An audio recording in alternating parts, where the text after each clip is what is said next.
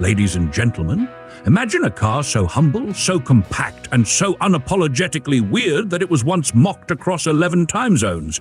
And yet, like a Soviet Rocky Balboa, it got back up, growled with its tiny V4 lungs, and drove into history. No, we're not talking about a shoebox with wheels.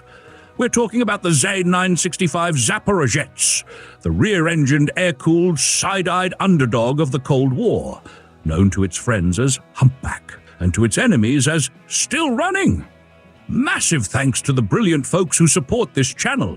You keep the wheels spinning, the engine humming, and my garage free of raccoons. Because of you, I've finally stopped auditioning for dinner theater with scenes like Titanic, the parking lot edition.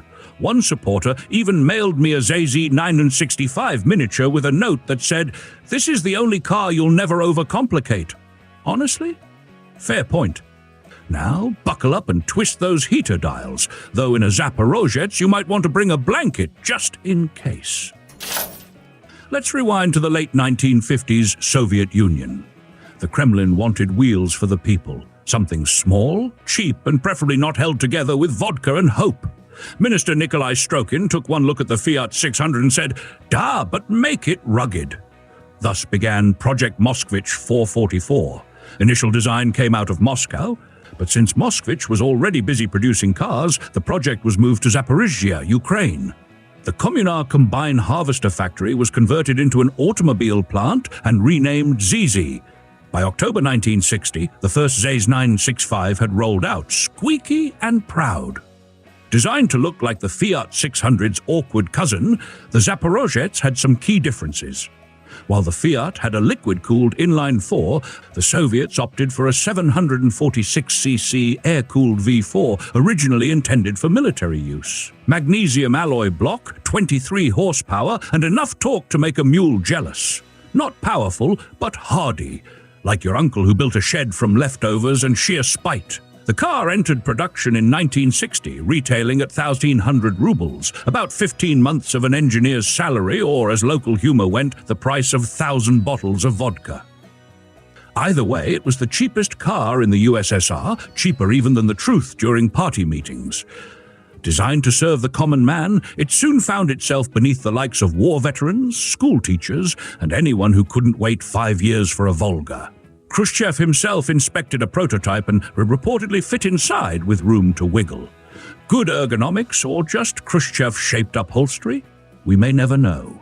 In 1962, the improved 965A appeared with a bigger engine, 887cc and 27 horsepower, later 30, enough extra muscle to hit a blistering 90 kilometers per hour, 56 miles per hour, assuming gravity helped. Production lasted until 1969, with 322,000 built. The car earned nicknames like Hunchback and Soapbox, terms once mocking but now nostalgic, like bell-bottoms or Soviet elevators. So what lay under the hump?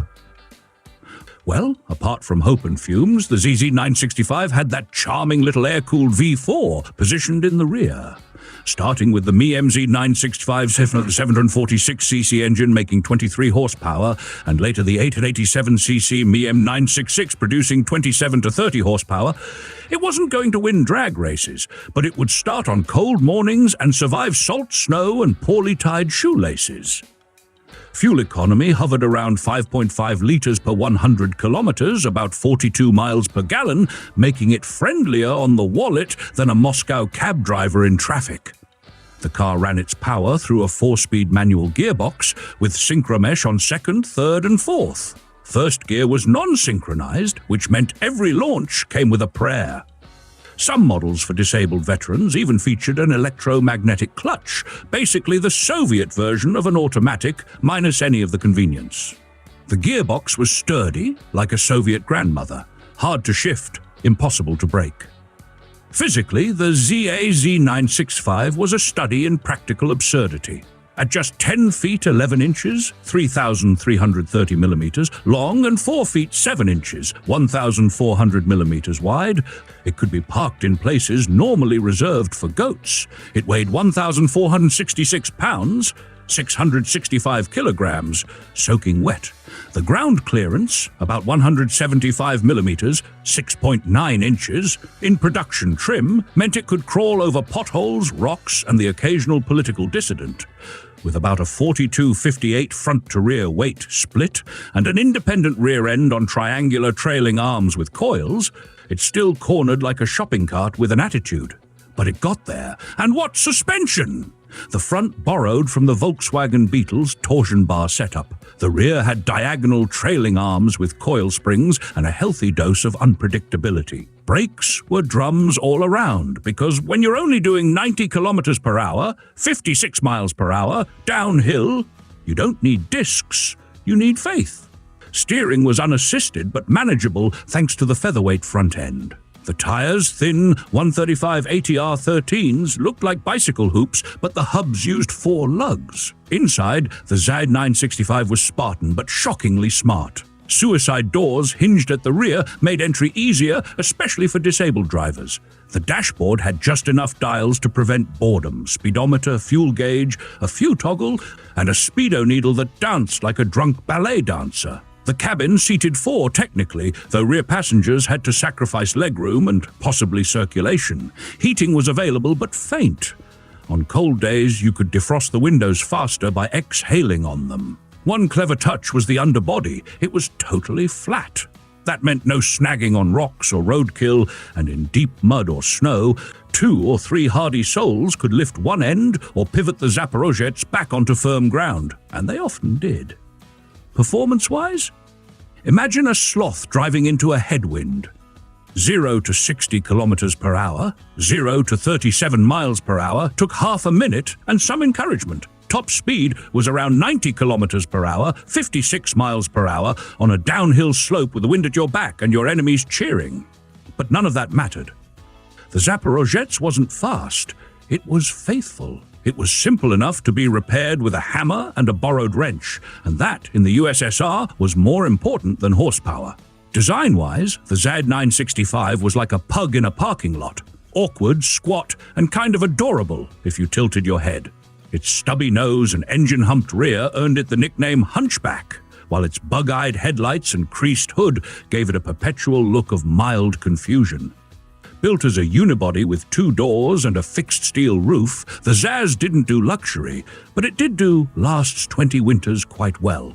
The front trunk housed the fuel tank, spare wheel, and a smidge of luggage space, somewhere between a shoebox and a bread box. With no radiator up front, thanks to air cooling, the design was simpler, though the gas tank's placement ahead of the driver did raise eyebrows. Inside, the materials were basic but functional. A heater, visors, and door pockets were present, and if you were lucky, you got a radio, though many just sang louder. Market-wise, the ZAZ-965 was the Soviet everyman's dream, mostly because there wasn't much else. The Moskvich 407 cost over 2,500 rubles, a Gaz Volga could set you back 5,000. The Zaporozhets at 1,800 was actually reachable, even if you had to wait years or prove your loyalty with several jars of pickles and a glowing party recommendation. It was offered to disabled war veterans at reduced or no cost, often with special hand control variants. These cars weren't just transport, they were freedom, and in a country short on both, that made them precious. Today, prices have gone from scrapyard jokes to collector's auctions. In its day, the ZAZ cost about $1,000, or around $10,000 when adjusted for inflation. Now, a pristine example can fetch $10,000 to $20,000 on Western markets. One restored beauty sold for $21,000 in Russia, while another got listed for $35,000 in Bulgaria after 8 years of work. What makes the ZAZ-965 worth remembering isn't just its engineering or price. It's the culture it created. Cartoons depicted it as a flying bathtub.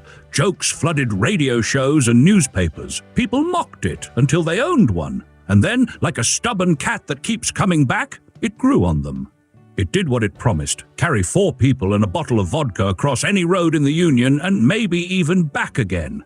It wasn't just a car. It was a companion, a slow, smoky, squeaky little friend with a metal grin and a never-say-die attitude. So hit that subscribe button, comrades. May your oil be clean, your gears not grind, and your heater work better than a babushka's knitted socks. Until next time,